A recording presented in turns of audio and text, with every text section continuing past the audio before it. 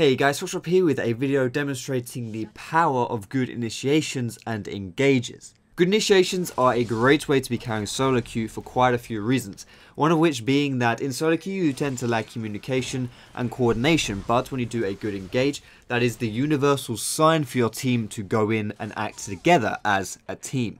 In addition, it's also a good way to be avoiding throws because you tend to play more active as opposed to getting complacent and being passive. When you're playing proactively in a game, that means that your enemies will be playing reactively, and when that happens, they tend to make a lot more mistakes. So if you are initiating decent fights, good things tend to happen. Now, good initiations aren't always just about team fights. Yes, they can be about that, but also it can just be about something simple like getting a pick. But what good initiation requires is confidence and decisiveness. In this clip you can see that I see Nami is pretty out of position and I don't hesitate. I spam my pings and I'm on my way and we just simply catch her out of position by me engaging onto her. This video is a replay of a game that I played recently in my main account in Diamond Solo Queue where I just destroyed everyone, and a lot of the reason for that was my good initiations and engages. This is another example of just a simple pick. If you see someone out of position and you have the confidence to engage onto them and you know you can beat them, then you should go for these fights. Even though I kind of miss up this one just a little bit because I flashed when he's already dead to my old lizard and I missed my Q, still, the point stands. If someone's out of position and you have the confidence to take him out, you should definitely do that. Outside of picks, of course, you have teamfight engages. Now, not every teamfight is hard to know when to go in. This is a good example of one which is really quite the opposite. It's an easy black and white situation for us. Now, I'm going to pause it here. Wow, look at that flag. That's pretty cool. Just as I'm about to engage onto this fight. As we can see here, we are kind of out of position because we have Malphite in our spawn. Galio is not really quite with us just yet. And right now, the enemy team is doing this Baron. But because I know I'm strong enough, I know this is a good opportunity, and because I have a really, really nice engage here, because no one here is tanky. There's no way these guys can do Baron because they don't have the tankiness to soak it up and the damage to therefore take it away. Fizz gets caught kind of out of position, or I get in range to go onto this Fizz. So I just want to jump into the middle of everyone. You can see by my build that I'm kind of tanky. I want to soak up as much as possible so that I can do damage. And you see I'm zoning Riven here. Fizz has done literally nothing this whole fight just yet because I zoned him too. Before the fight's even begun, I've taken down Riven. Fizz doesn't get to do anything. These guys are way too low.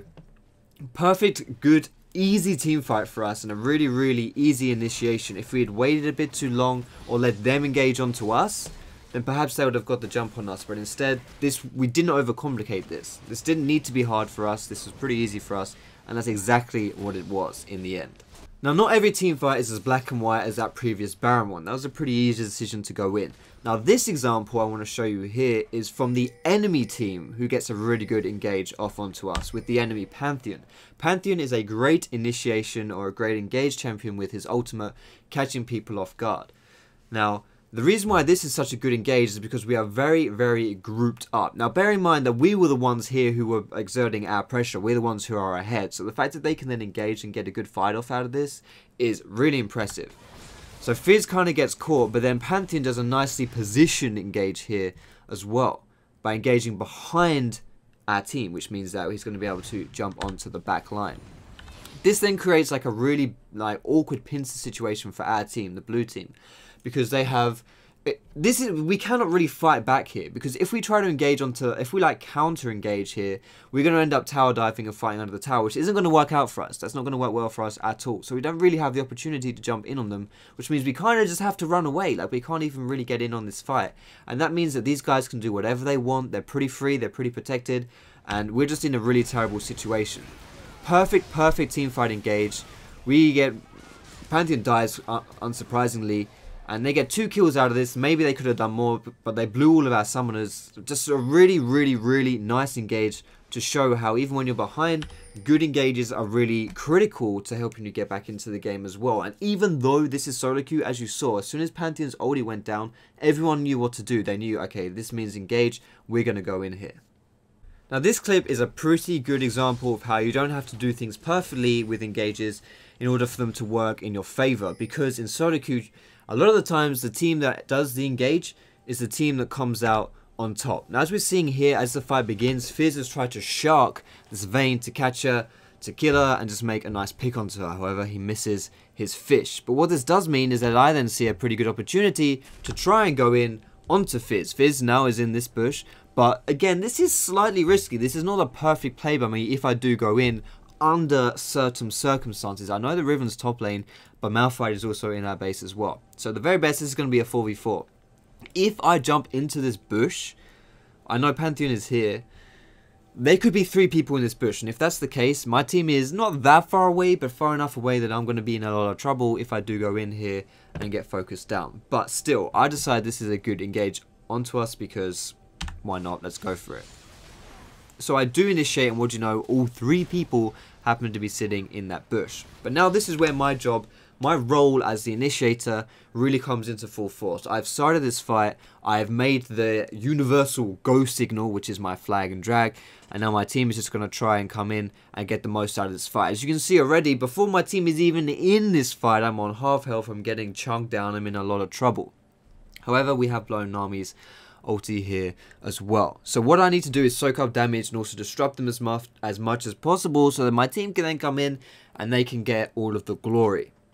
So what I do is exactly that. I jump onto people, I try to just do as much damage as possible. As you see, I throw my Q out here, and then as soon as I think I've taken as much as I can take without dying, I run away. Now this was not a perfect engage by me by any definition. Just there's no two ways about it. That was not perfect by me, but it's solo queue, and in solo queue people are always making mistakes, and like I say, if you are the team that engages, chances are you're the team that's going to come out on top. So with that engage, the enemy team misplayed it as well. People are always misplaying fights, guys. You have to understand this, especially in lower leagues. So if you just put pressure onto them, then chances are you're going to come out on top of these things, which is exactly what happens in this fight. Now, that's all I want to say for this video, guys. This game was, like, I'll skip towards the end as well, but you can see already I'm pretty fed in this game because I was initiating fights again and again and again, and really, I had a good early game, but the reason why we managed to close this game out was the power of my initiations, to be honest. Like, look at this score for a Jarvan jungle, it's crazy, you shouldn't be getting this fed, but whenever you're ahead, if you keep pressuring the enemy teams, then it's really hard for you to throw games, and it's really easy for you to exert your pressure onto them. That's really the point that I want to make in this video, guys. I hope it comes across as kind of clear. I don't know whether or not it is clear, but that's what I want it to be, guys. But thanks so much for watching this video. I hope you have a great day. I'm actually going to be streaming later on today. Now, of course, I realize this is YouTube, so the VOD system means that I may not be streaming when you're watching this video. But still, it's worth checking out because I do tend to stream fairly frequently.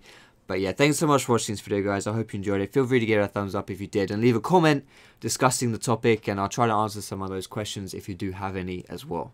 But thanks so much for watching, guys. Have a great day. And I'll see you in my next video.